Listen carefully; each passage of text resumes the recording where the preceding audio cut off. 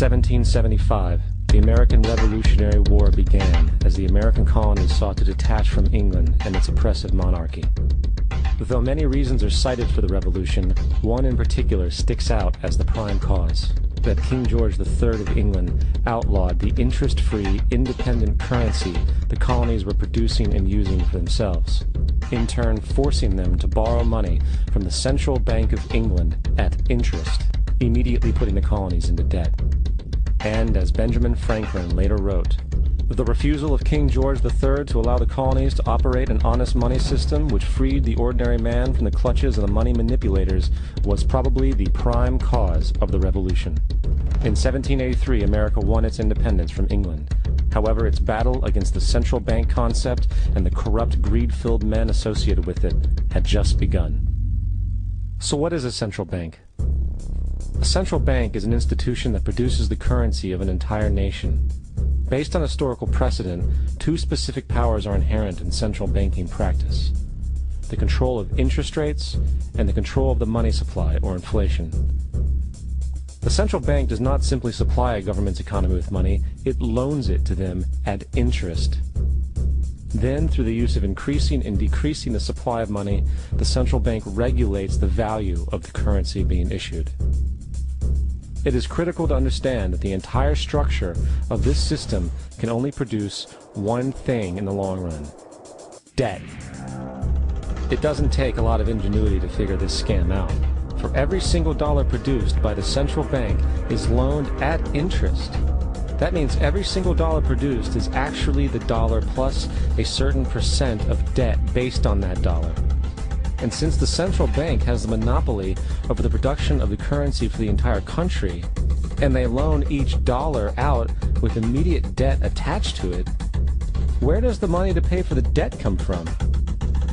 It can only come from the central bank again, which means the central bank has to perpetually increase its money supply to temporarily cover the outstanding debt created, which in turn, since that new money is loaned out at interest as well, creates even more debt. The end result of this system without fail is slavery, for it is impossible for the government and thus the public to ever come out of the self-generating debt. The founding fathers of this country were well aware of this.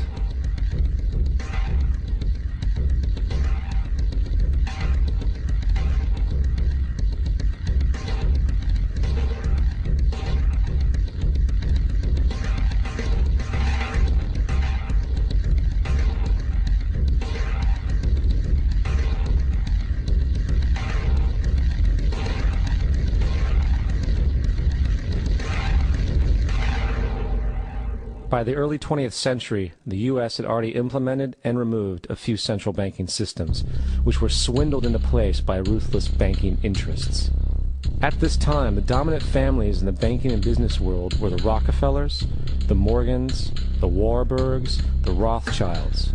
And in the early 1900s, they sought to push once again legislation to create another central bank. However, they knew the government and public were very weary of such an institution, so they needed to create an incident to affect public opinion. So, J.P. Morgan, publicly considered a financial luminary at the time, exploited his mass influence by publishing rumors that a prominent bank in New York was insolvent or bankrupt. Morgan knew this would cause mass hysteria, which would affect other banks as well. And it did. The public, in fear of losing their deposits, immediately began mass withdrawals. Consequently, the banks were forced to call in their loans, causing the recipients to sell their property, and thus a spiral of bankruptcies, repossessions, and turmoil emerged. Putting the pieces together a few years later, Frederick Allen of Life magazine wrote, "The Morgan interests took advantage to precipitate the panic, guiding it shrewdly as it progressed." Unaware of the fraud, the Panic of 1907 led to a congressional investigation headed by Senator Nelson Aldrich, who had intimate ties to the banking cartels and later became part of the Rockefeller family through marriage. The commission, led by Aldrich, recommended a central bank should be implemented so a panic like 1907 could never happen again. This was the spark the international bankers needed to initiate their plan. In 1910, a secret meeting was held at a J.P. Morgan estate on Jekyll Island off the coast of Georgia. It was there that the central banking bill called the Federal Reserve Act was written. This legislation was written by bankers, not lawmakers. This meeting was so secretive, so concealed from government and public knowledge, that the 10 or so figures who attended were told they could only use their first names in addressing each other. After this bill was constructed, it was then handed over to their political frontman, Senator Nelson Aldrich, to push through Congress. And in 1913, with heavy political sponsorship by the bankers, Woodrow Wilson became president, having already agreed to sign the Federal Reserve Act in exchange for campaign support. And 2 days before Christmas, when most of Congress was at home with their families, the Federal Reserve Act was voted in, and Wilson in turn made it law. Years later, Woodrow Wilson wrote, in regret,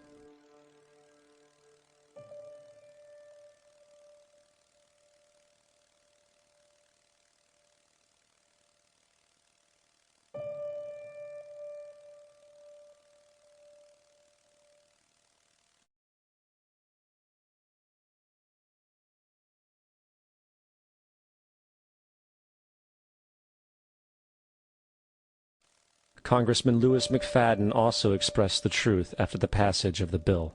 A world banking system was being set up here, a superstate controlled by international bankers, acting together to enslave the world for their own pleasure. The Fed has usurped the government. Now, the public was told that the Federal Reserve System was an economic stabilizer, and inflation and economic crises were a thing of the past.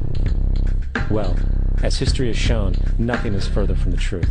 The fact is, the international bankers now had a streamlined machine to expand their personal ambitions. It's alive! It's alive! It's alive! For example, from 1914 to 1919, the Fed increased the money supply by nearly 100%, resulting in extensive loans to small banks and the public.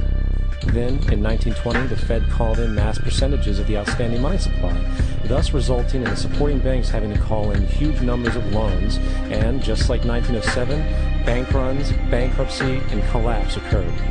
Over 5,400 competitive banks outside of the Federal Reserve System collapsed, further consolidating the monopoly of a small group of the